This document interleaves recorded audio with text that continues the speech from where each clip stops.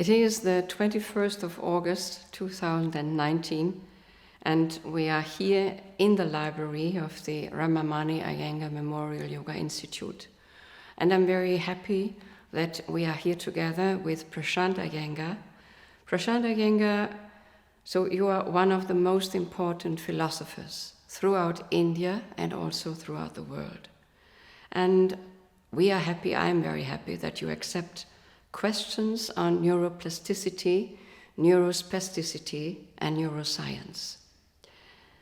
So it is very special that especially yoga is asked in this field.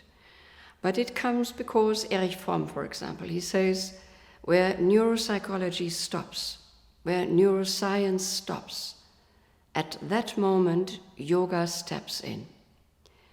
Questions will arise that no longer can be answered by the sciences themselves, but it comes only through the yoga that we get explanations. So, at this point, when he says that the neuroscience stops, so my question to you, Prashant, is now, where does the yoga start? From where does the yoga start? And do we find in the yoga philosophy analogies in the comparatively new neuroscience? So I would be very happy if you could answer to this question. See, yoga as a philosophy, there is nothing like where it starts, because it is all pervasive. It is whether you accept it or you don't accept it, that's all the thing here. It exists. It is not that after something it will start. It is already pervasive, because it is really pervasive subject, omnipresent in the universe. Yoga is not something separate from the universe and you should pursue it. It is already integral to you, integral to whole creation. So if you want to pursue, you can pursue now, here and whenever.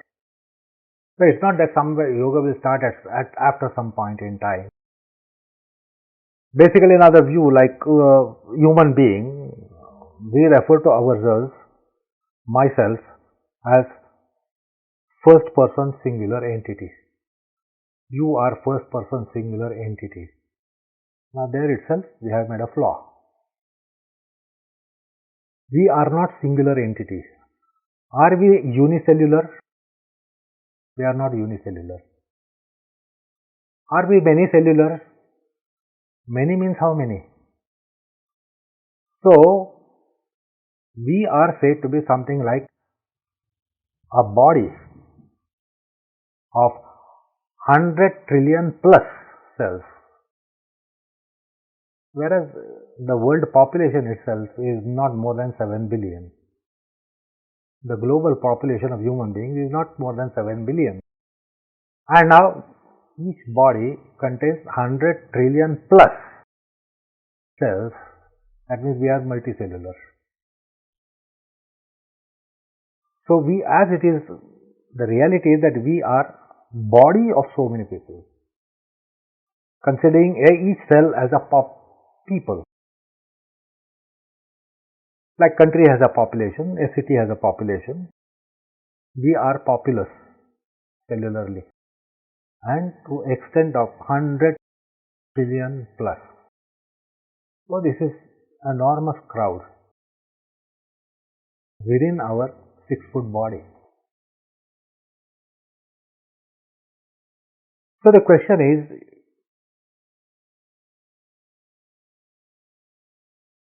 we need to bother about a scheme whereby our 100 trillion plus cells are activated. Suppose there is disuse, misuse, abuse, it's a launch of disease in us.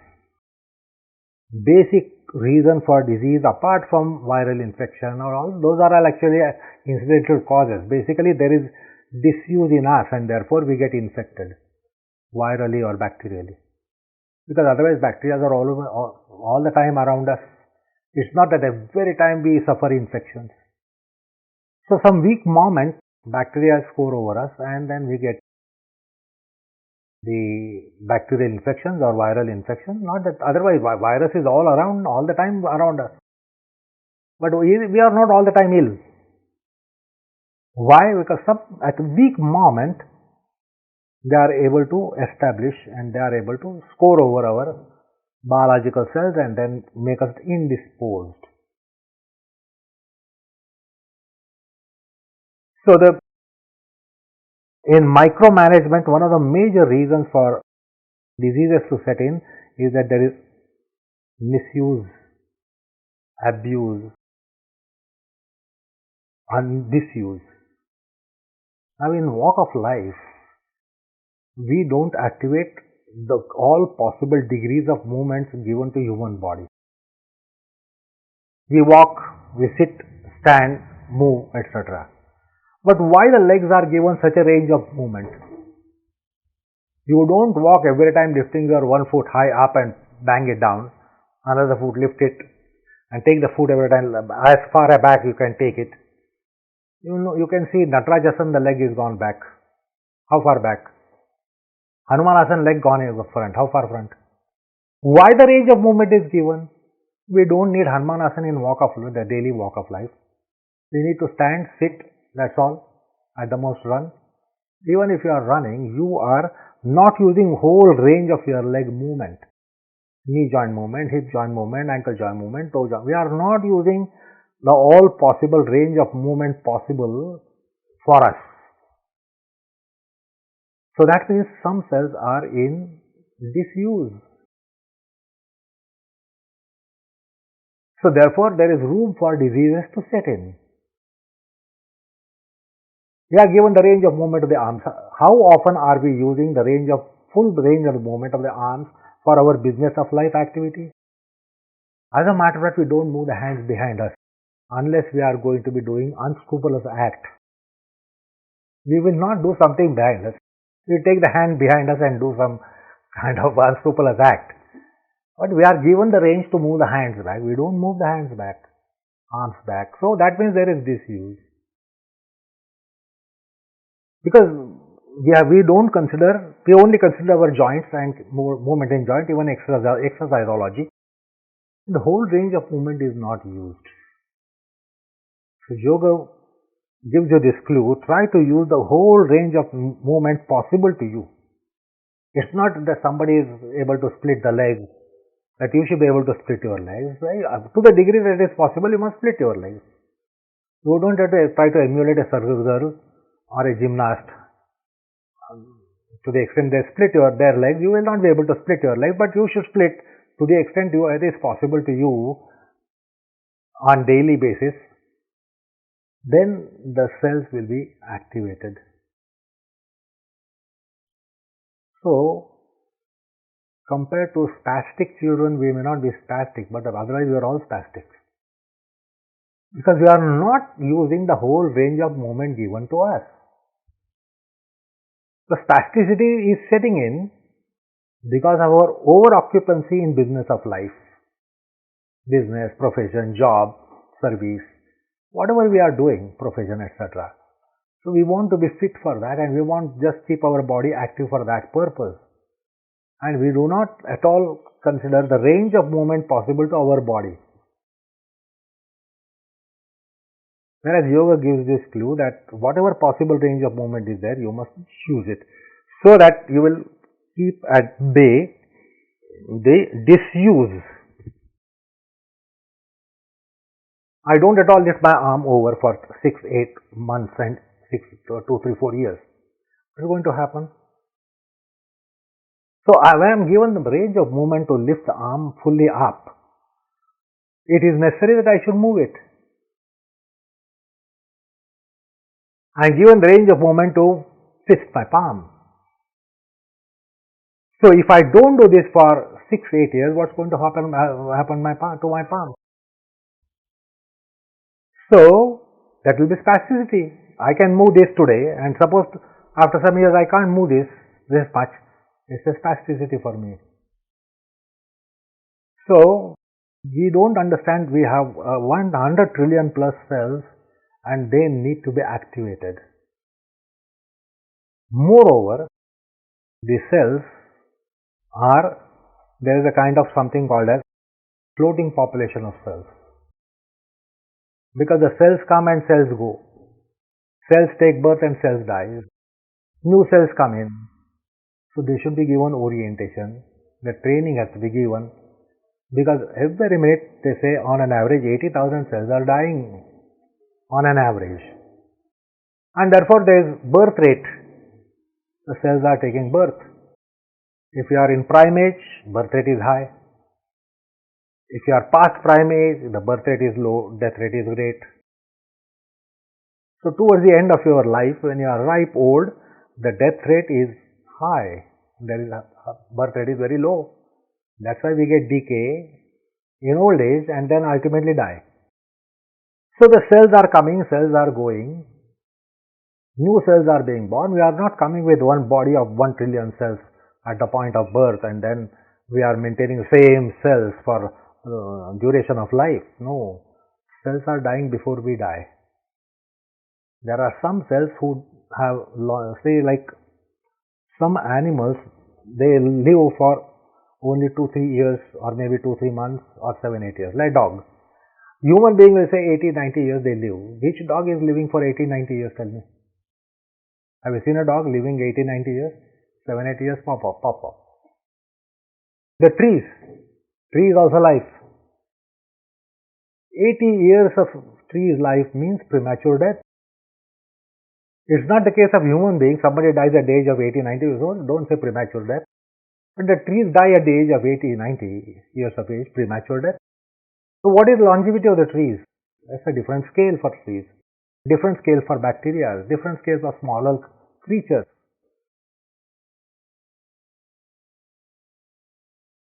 It is said that cockroaches live for even hundreds of years. Where do they live? They live in drainage, sewage water. But they live so long. Put a man in the chamber, find out how long he lives. So life is a very mysterious thing. We are not understanding it. The point is we have so many cells to manage. And see that we do not encourage disuse. Means 100 trillion cells, which is enormous kind of scheme that we need to have. So point is we are not unicellular. We are ever renewed. We are ever renewed. It's not that we live for 80 years and 90 years or 100 years and die. We are dying every moment. Some cells are dying every moment. We are celebrating birth every moment. Some cells are taking birth every moment. There is a birth of some cells and there is death of some cells because there are 100 trillion plus. So somebody must be dying at every moment. Not just one, many are dying. Many are taking birth. So we are celebrating like a child is born in your house, you celebrate it. And somebody is dead in your house, you mourn. So this is a constant process going on within us. There is celebration, there is mourning. We have to understand this phenomenalism of body. Even just the exoteric body, as the body as is understood by the science. Because science only understands actual body. The science will not inquire into potential body. Science will not tell you what will be your body next life. Science will not even tell you what will be your body after 10 years or after 3 years, even tomorrow perhaps. Science will not tell you what will happen to your body tomorrow. But something is happening tomorrow. Why tomorrow? Next moment it is happening. This is not in their purview. So we have a very grosser view in the world of science. As I said this morning, science is meant to tell you about actuality, not the reality. Science will tell you what is actuality. And from that perspective, it will have perhaps even deeper diagnosis will be there. So they will say this might happen to you. Reading your present pathology and radiology, pathology and whatever, they will say maybe there is a chance that you will suffer from this, suffer from that. So it depends upon actual condition that you are prone to get cancer, you are prone to get TB, etc. They might have preview. It's based on actual conditions. So this is the mystery about the body. The mystery about the brain is again in different realm, and it is again mind-boggling what the brain is. 10,000 million neurons. 10,000 million neurons, each neuron having connection with every other neuron 50,000 times. Because the brain has to carry out such enormous function, even if we just consider the CNS, ANS and PNS, the neurological perspectives, brain has enormous functions to carry out. What is the brain rest? Where do you rest your brain? Tell me. You will say, I am not well, I will take a body rest. I want my body to have a rest. I want my mind to have a rest. When does the brain go for a rest? Is there a bed rest for brain? Then that's a comatic condition. How does the brain find its rest? So it has its own way of finding rest. Like if you are tired, you will lie down flat. If I am tired, I lie down flat. What about the horse? Will the horse lie down flat? Horse will stand and sleep. We can't sleep and be standing. We will collapse. If we are standing and then we are dozing and falling asleep, we will collapse and fall down. A horse is an animal which stands and sleeps. If you are unwell, you will sleep. Horse unwell won't sleep. It will stand and will have its recuperation, etc. That's why it is said horse. Somebody is like horse. Why? What is horse? There is so much marvel in biological world which we need to understand. And it's not that they are different animals than us. We potentially are everything, and we were latently everything. We were horse. At some point in time, we were horses. We were bacteria. We were mosquitoes. We were bed bugs. We all have gone through all the various life, classes. Now, this is the postulation of the philosophy that we have gone through all the 8.4 million life classes. So, we have a horse within us. We have been horse. We have some memories of horse. We have some registration imprints of horse, elephant, lion, tiger, cat, mouse, deer, hare, name anything. So, human being is everything. The whole zoology that we know is all within us, latently or potentially. We are also going to become that. It's not that once we are human beings, we are going to be ever human beings. We are in a cycle, so sometimes we will go down in the cycle. The wheel sometimes goes down, sometimes goes up. So, it's the theory of evolution, as modern science postulates, the Darwin's theory. It's a linear process. It's not real in the world. It cannot happen in this infinite universe that it can be linear evolution. So we are in cyclic. The whole concept is cyclic here. Whatever, life or nature, whatever, it's all coming and going, sunrise, sunset, day and night. So we will be cycling. Today we are human beings. It is possible that we will go down when the wheel is going down. When wheel rotates, it goes down and up both. So we will be evolving. So it could be a spiral process for us to evolve. It's not linear process. Human being, superhuman being, then God, demigod, semigod, God, super God. It's not a linear process. So we are potentially a horse. We are going to become horse once again. We are going to become bulls once again. We are going to become mosquitoes once again. We are going to become bed bugs once again. So we will evolve perhaps spirally, because that's how the time is, the creation is. It goes spirally according to modern physics. It's not linear. So it's a science believes in linear thought process. Of course, modern science has gone way beyond the classical science, because slowly the mysteries are diverged to them also about life, mystery about nature. This was not known 200 years back. So Newtonian time physics and now the physics today post Einstein, there's a big difference.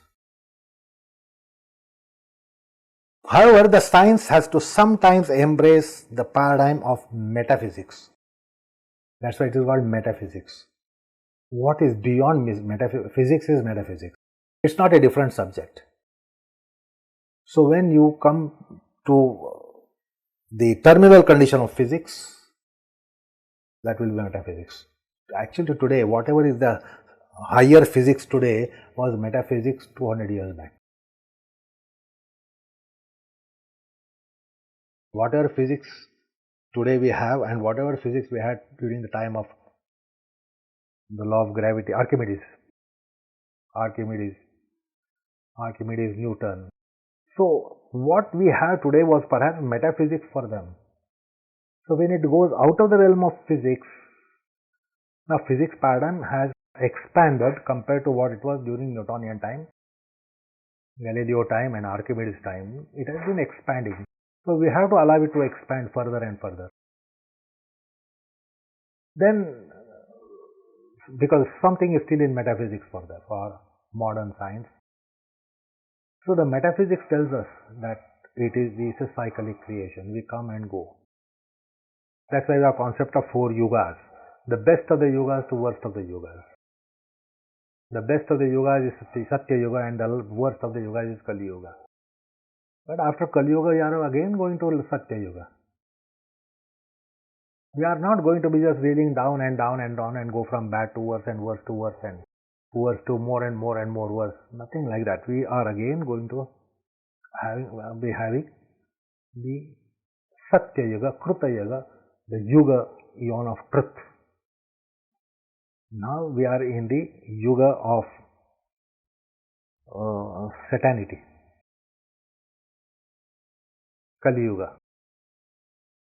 Cyclic. After Kali Yuga again there will be Satya Yuga, Treta Yuga, Dwapar Yuga, Kali Yuga, Satya Yuga, Treta Yuga, the Treta Yuga, Dwapar Yuga, Kali Yuga. So it's a cyclic concept. Like day and night, week cycle, month cycle, year cycle, century cycle, millennium cycle. We are in cycle every time. So this is how the human being is. Science at least should imagine what human being was latently.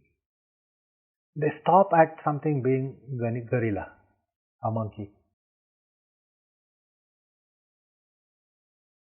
From where did monkey come? Why don't you investigate the monkey, from where the monkey came? If man came from monkey, is what the science is going to believe. Why don't you investigate from where the monkey came? Whatever predecessor of monkey, what was the cause of that? How far can they go? They will be caught in cycle again. Or finally they might say amoeba, unicellular. From where did it come? So the earth is only 4,500 million years, but the life has been there from time without beginning, so life was somewhere else.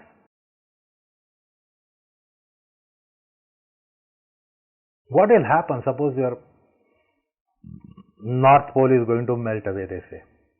People will move downwards. The South Pole people will move upwards.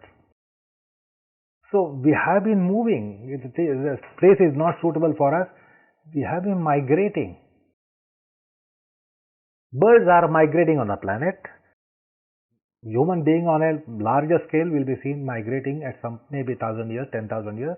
We will migrate. If our present state, geographical state our position is not suitable, we will migrate.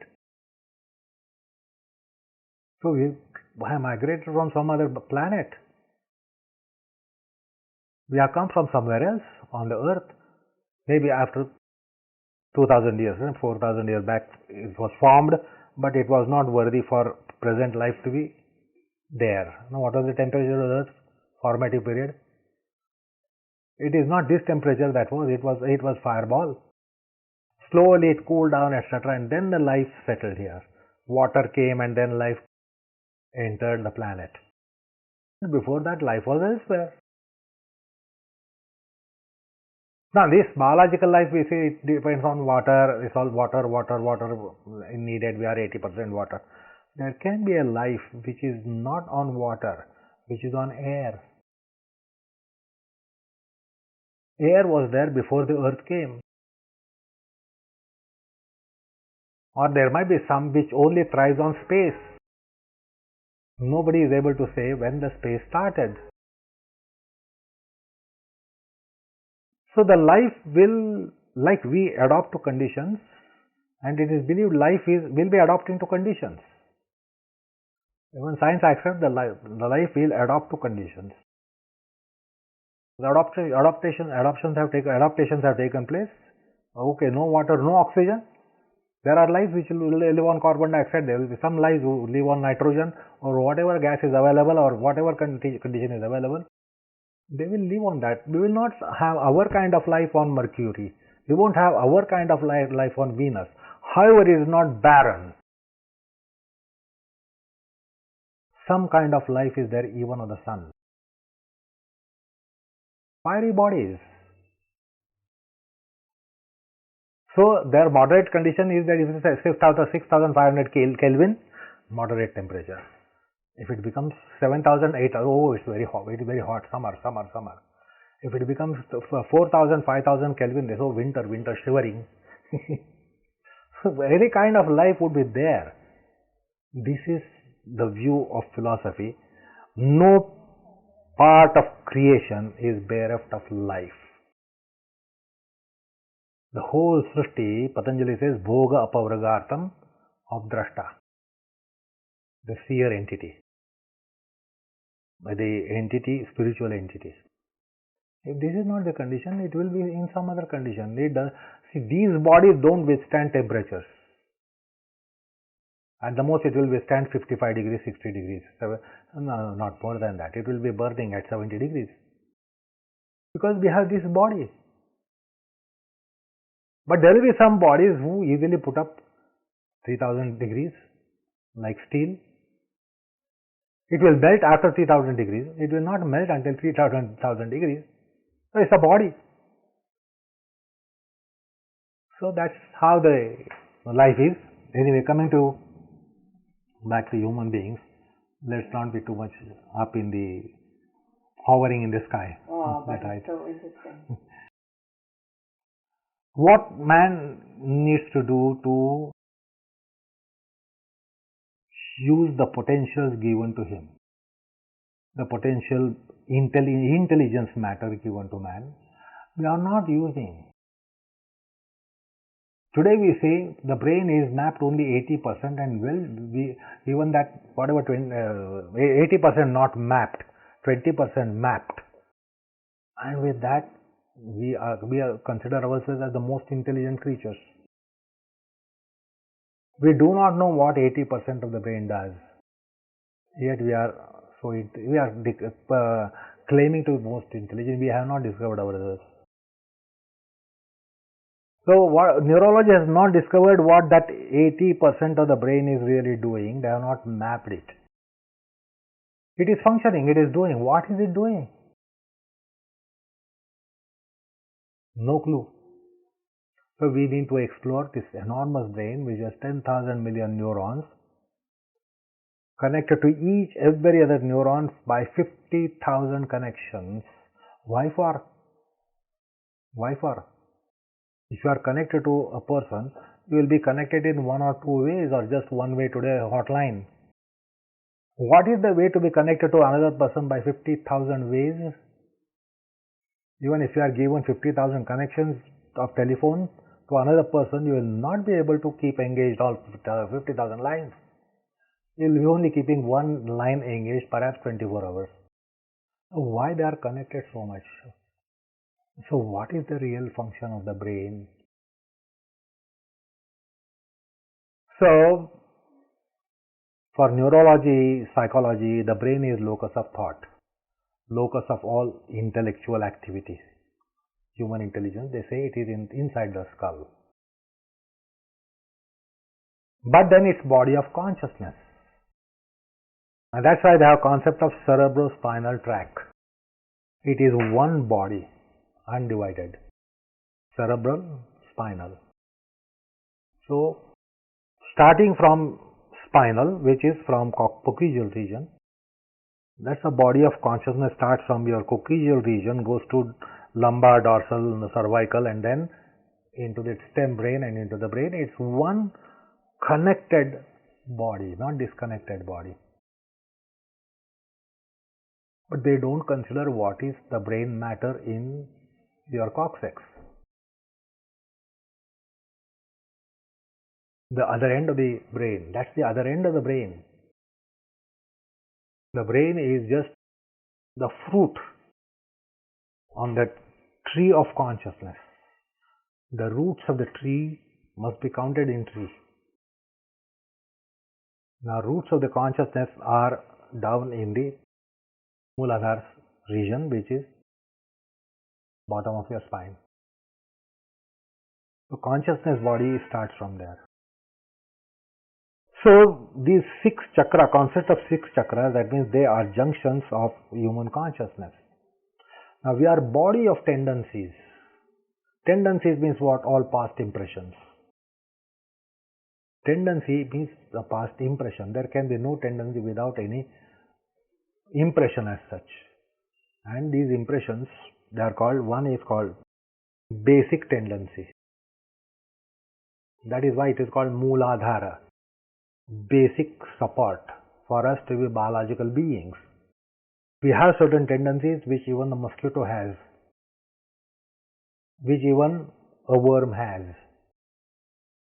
So that's a common tendency between all beings, biological beings, could be human or subhuman. That's a common. So that is there. Those are our basic tendencies: ahara, bhaya, nidra, maithun, etc., which are spoken of in our Adhyatma Shastra. It's not only human being needs sleep. Even the mosquitoes need sleep.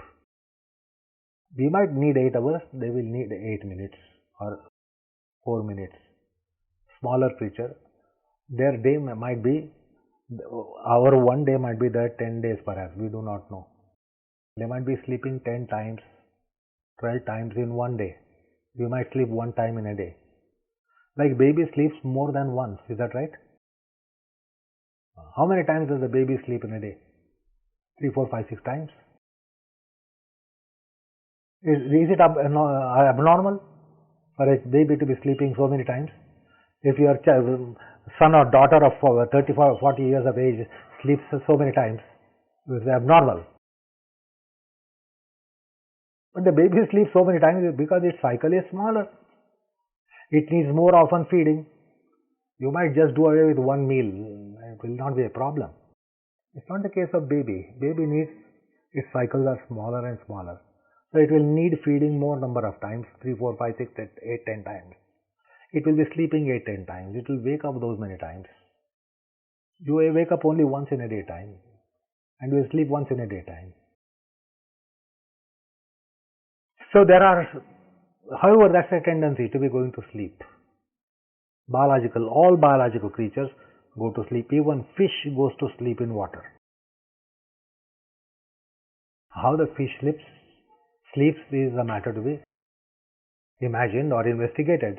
Does it have its bedroom in the ocean and river? And does it lie on the bed and sleep? How does it sleep? It sleeps. So its way of sleeping might be while moving in the water, it might be sleeping. It can sleep. It will sleep. It has to sleep. It must sleep. Like horse sleeps while standing. Fish can be sleeping while moving in water. Unlike our condition, we have limitation. Give me a bed, give me a blanket, and then I will lie down and sleep.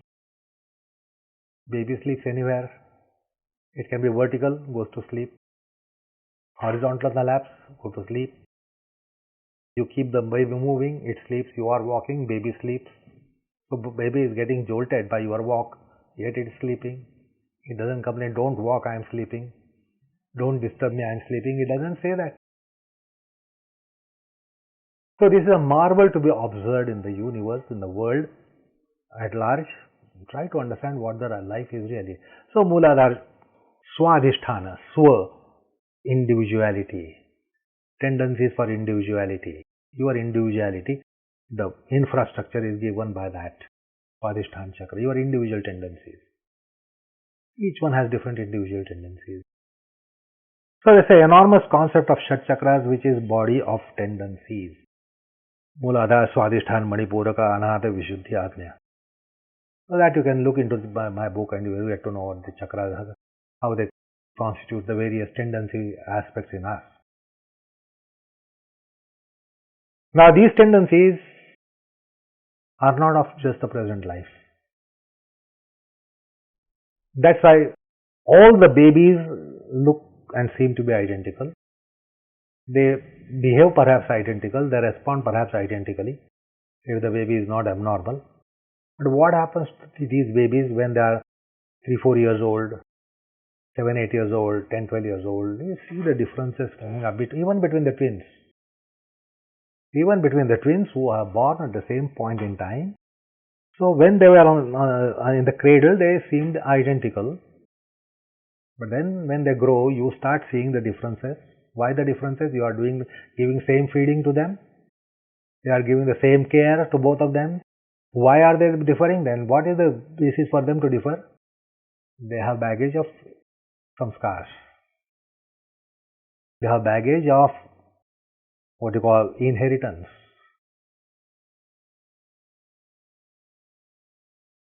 Like siblings will not be identical although they come from same parents. Siblings will not be identical because they come from same parents. Why? Because each sibling in previous life had different parentage. So each child will be inheriting something from previous generation of theirs.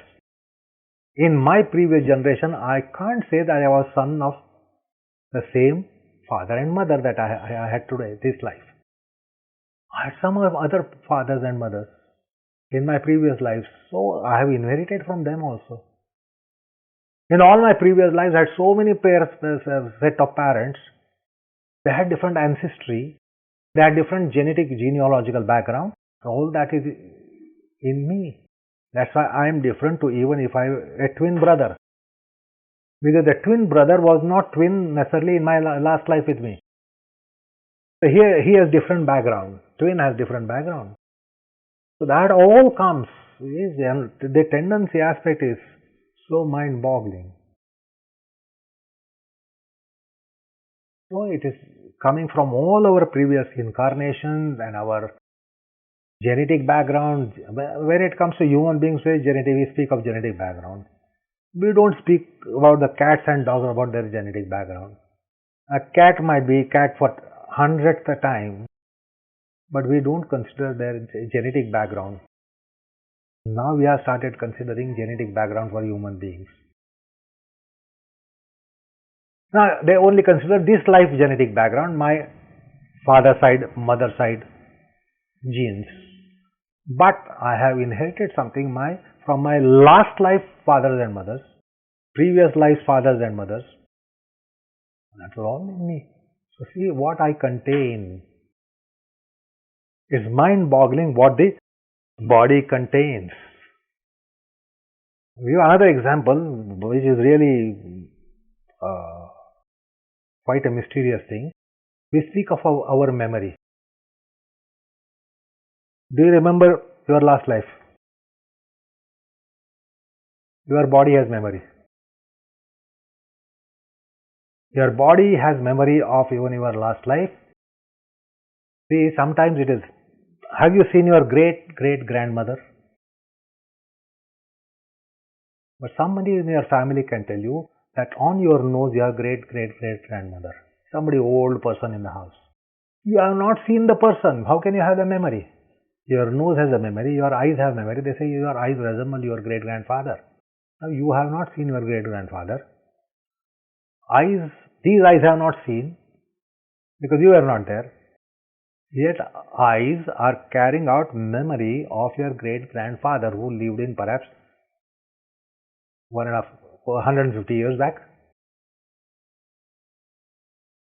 So resemblance can be seen that the body will take up memory of your previous generations,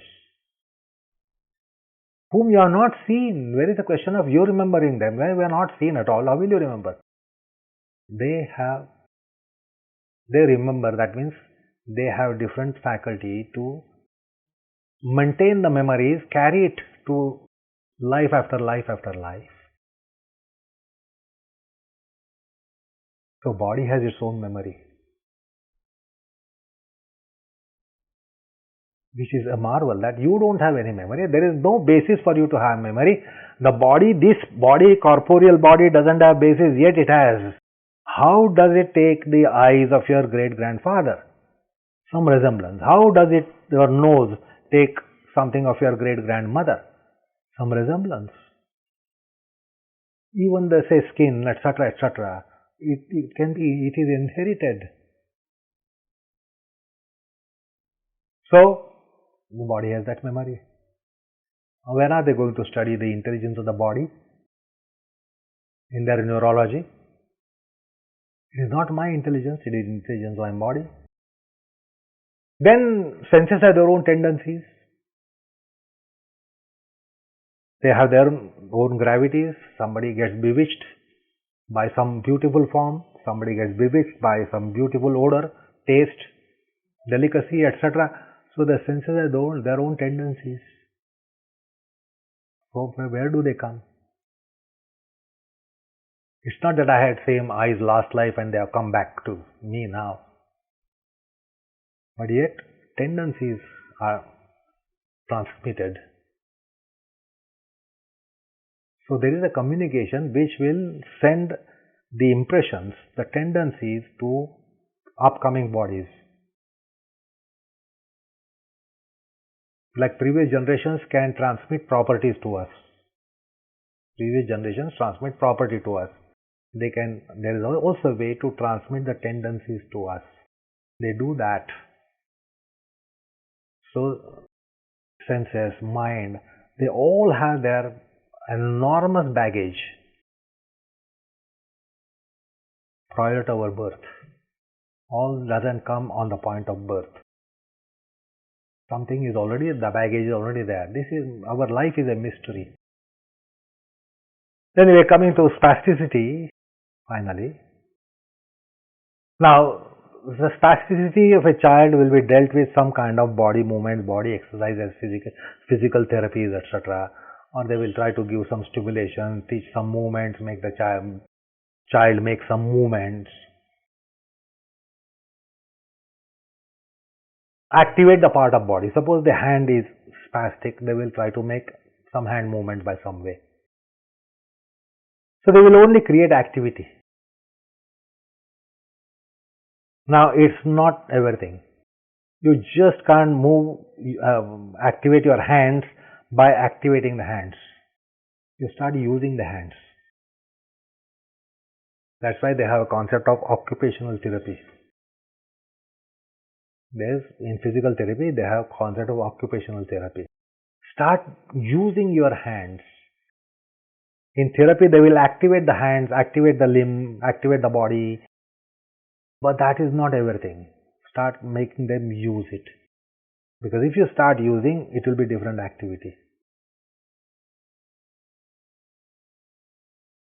Suppose I am unconscious for some time, I won't move my limbs. When the consciousness slowly comes up, then you will see that my fingers are moving. So that's a sign for you, yes, this person is getting the consciousness. I just move the fingers. Moving the fingers is not complete role of consciousness.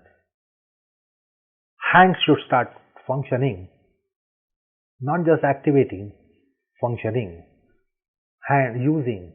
usage. It should be able to address. It should be able to apply. That's the full potency of any organ. It's just moving the organ, it's not its full potency. I must be able to apply that organ. I must be able to use that organ. So use the hands. Apply through the hands. Not only activate, apply, use. Then, so it will be coming in various kinds of activities. So that also means that we can reshape something in our brain? So brain should be active, then brain should be used, brain should be applied. There must be usages on the brain. It must be made to receive something. Not only address something, receive something. So various kinds of acts have to take place even in the brain. It's not just the brain is functioning now, all autonomous system is functioning, so he is normal. CNS is functioning, he is normal. PNS is functioning, he is now normal. So just activity is not sufficient. You must be able to address it, because they are all cells, they require nutrition. Should they not receive something? Do you want just the brain to be radiating alpha, beta, gamma rays? It must receive some nutrition, it must receive some energy. So is it capable of receiving? So make it receive, make it dispense, make it use, and see that there are usages on it. We have a concept called use the brain, we say. Somebody not using, please use the brain, we say. Why not create an activity which are usages for the brain? So in scheme of yoga, you will be doing it. You don't not only activate your brain cells exaltedly by being in yoga, you will address the brain cells, you will have usages on the brain cells, not only usages of the brain cells, but on the brain cells. So you make them benefactors, you make them beneficiaries. So this can happen in the dynamics of yoga. It's not that you are only using your body and that's why it is kept fit. You nourish your body by different things, which nourishment cannot come on your dining table. All nourishment to body do not come on dining table. Even some dietitian gives you a scheme of things. Suppose nobody loves you. Is it not a malnutrition to you? No one at all loves you. The body will suffer, not only your mind will suffer. So that is also malnutrition, that nobody likes you, nobody loves you, nobody reveres you, nobody thanks you. Now these things don't come in a dish, given by a dietitian. Dietitian will only consider the food for flesh. Also not completely. Sometimes you might go without food, but you will not go without anybody not loving you. So you must have some affiliation, affection, love, friendliness received by you, which is important nourishment. If you are starving with any kind of friendliness, nobody loves you, nobody is friend of you, nobody likes you, nobody reveres you, nobody adores you. You are starving. On the other hand, everybody cursing you, everybody blaming you, everybody hating you.